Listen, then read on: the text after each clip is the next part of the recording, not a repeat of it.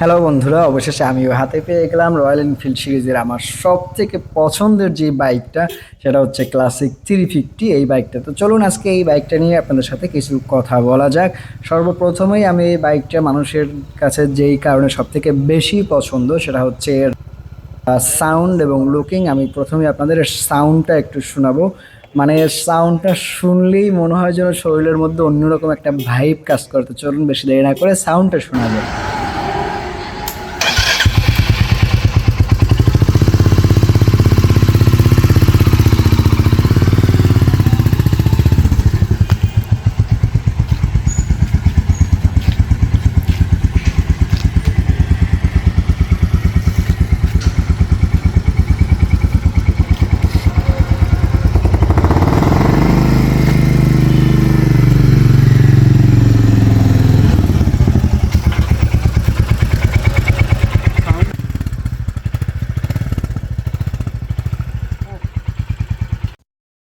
এই হচ্ছে গাড়িটার টোটাল লুকিং। গাড়িটা আসলে সামনাসামনি দেখতে এতটাই রাজকীয় ভাব চলে আসে, যেটা আসলে সামনাসামনি যারা এখনো দেখেননি তারা বুঝতে পারবেন না। এবং এটা আপনার ক্লাসিক বাইক হলেও অনেক কোম্পানির ক্লাসিক বাইকগুলো যেরকম একটু সাইজে ছোট হয়, এরকম না। এটা বাংলাদেশের অনেক বাইকের থেকে অনেক বড়। দেখা যায় আমরা যে স্পোর্ট বাইকগুলো দেখে থাকি তার থেকেও এটা সাইজে অনেক বড়। এবং সব থেকে বড় বিষয় হচ্ছে যে বাইকটা এত পরিমাণে হেভি ওয়েট যে আমি যখন বাইকটা ফার্স্ট টাইম হাতে নেই তখন আমার এটা ঘুরাইতেও কষ্ট হয়ে গেছে, পরে স্টার্ট করে ঘোরানো লাগছে। এবং এই যে সিটগুলো দেখতেছেন এতটা সফট, এতটা মানে আপনার নরম, যে এটা আপনার লং ট্যুরে কোথাও বের হইলে আমার মনে হয় না যে একটানা 7-8 ঘন্টা 10 ঘন্টা কেউ বসে থাকলে অন্তত এই সিটের কারণে তার কোনো প্রবলেম হবে। এবার আপনার এই ট্যাঙ্কির উপরে এখানে আপনার অকটেন ফুয়েল লেখা আছে, যদিও এখন কোনো বাইকে অকটেন ছাড়া অন্য কিছু সাজেস্ট করে না, সব বাইকে অকটেন সাজেস্ট করে। এবার আপনার ইঞ্জিনটা দেখতে পারতেছেন, এটা আসলে বিশাল সাইজের একটা ইঞ্জিন। কোনো বাইকে আসলে এত বড় ইঞ্জিন দেওয়া হয় নাই। এবং বাইকটাতে আপনার এত পরিমাণে পাওয়ার পাওয়া যায় যা আসলে যারা এখন পর্যন্ত রাইড করেন নাই তারা আসলে বুঝতেই পারবেন না যে বাইকটাতে এত ইঞ্জিন পাওয়ার আছে। পর্যাপ্ত পরিমাণ ইঞ্জিন পাওয়ার আছে। এবং এই যে গ্লাসটা দেখতে পাচ্ছেন, এটা আপনার সবাই যে কমন গ্লাসটা লাগায় তার থেকে একটু ব্যতিক্রম গ্লাস এখানে লাগানো হয়েছে।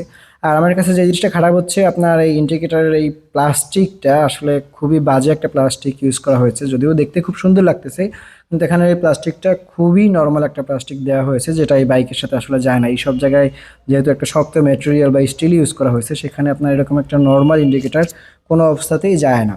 বাইকের টায়ারের সাইজটাও যথেষ্ট চওড়া রাখার কারণে আপনি যে কোনো অফরোডিং বলেন বা আপনার একটা কনফিডেন্স পেয়ে যাবেন রাইডিং এর সময়, যা অনেক বাইকেই পাওয়া যায় না।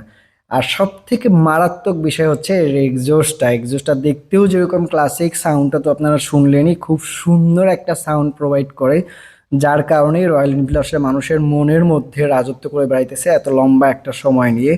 রয়্যাল এনফিল্ডের প্রত্যেকটা বাইকের মিটারগুলোতেই একটা ক্লাসিক ভাব রয়েছে।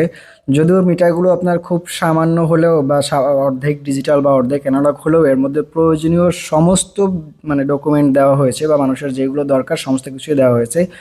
এবং এদের প্রত্যেকটা বাইকই এবিএস আছে, এবিএস ব্রেকটাও খুব সুন্দর পেয়েছি আমি, এখানে কোনো কমপ্লেইন আমি আসলে করব না। হেডলাইটটা বলতে গেলে হেডলাইটটার মধ্যেও খুব সুন্দর একটা আপডেট আনা হয়েছে, ভিতরে রয়্যাল এনফিল্ডের লোগো দেওয়া হয়েছে এবং গ্লাসটা একটু কালো টাইপের আছে, যার কারণে দেখতে আরো সুন্দর লাগতেছে।